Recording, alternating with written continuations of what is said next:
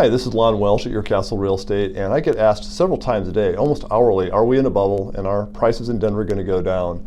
So I've got a longer video here. I apologize, it's a little bit more in-depth than normal, but I want to really thoroughly answer why history teaches us that that's not likely to happen. So let's walk through the actual facts, and then I think you'll come to the same conclusion that a price decline in the market is pretty unlikely. So the first element is the average home price over the last 50 years.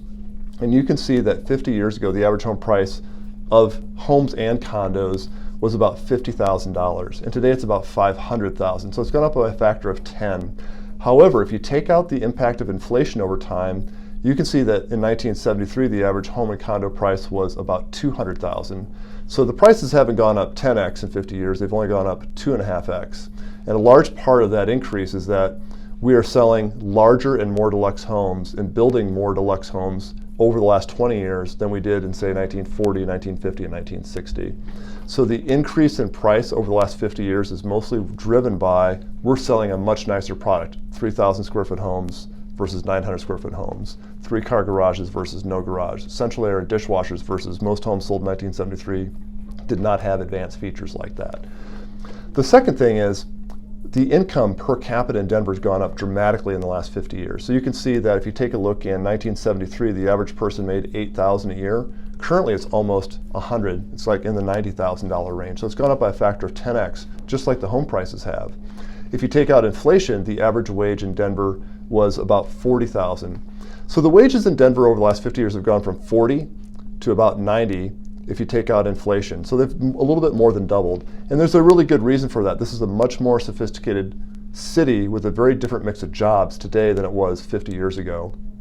We have a lot, actually I believe we are in the top 5 cities for the entire US for the most educated workforce, which is why you have so many high-tech companies here. You probably just saw that Apple, Google, and Facebook have all brought hundreds and hundreds of people to Denver in the last couple of years just because the workforce is so fantastic.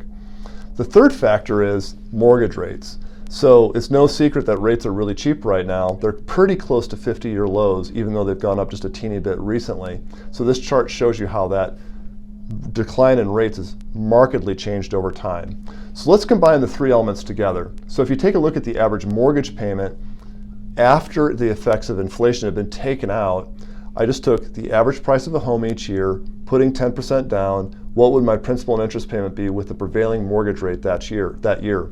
And that's what you see in this chart. And you can see the long-term historical average is $1,550 if you take out all the inflation. And our current mortgage payment is just a tiny bit above the historical average, not very much at all. So homes right now are actually as affordable as they have been on average for the last 50 years.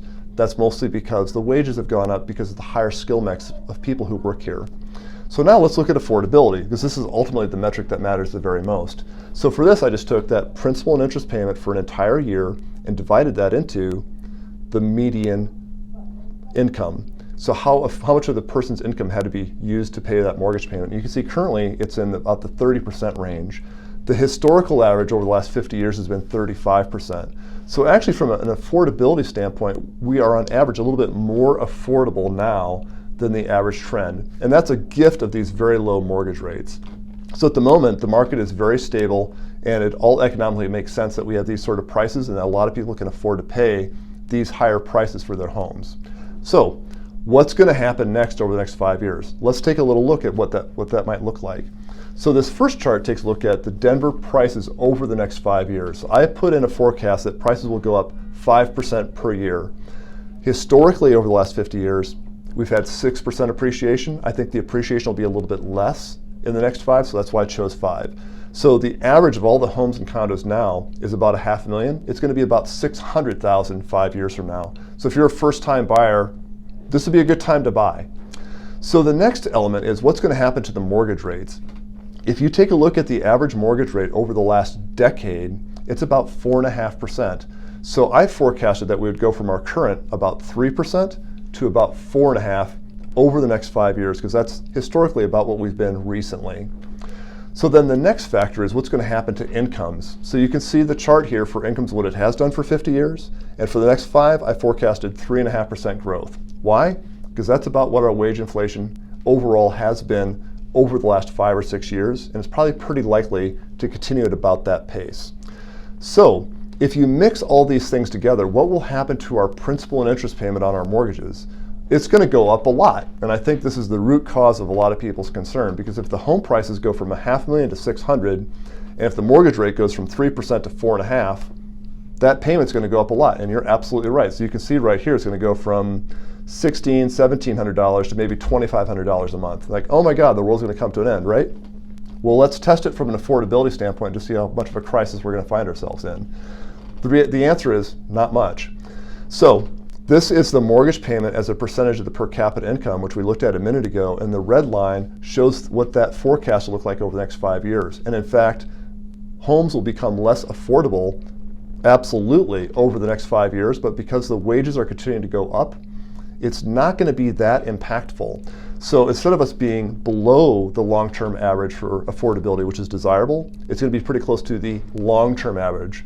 So there's really no reason in an environment where we have low inventory and pretty favorable affordability for prices to go down. I think you're going to see modest price increases in the Denver market, probably for at least the next 5 years for those reasons.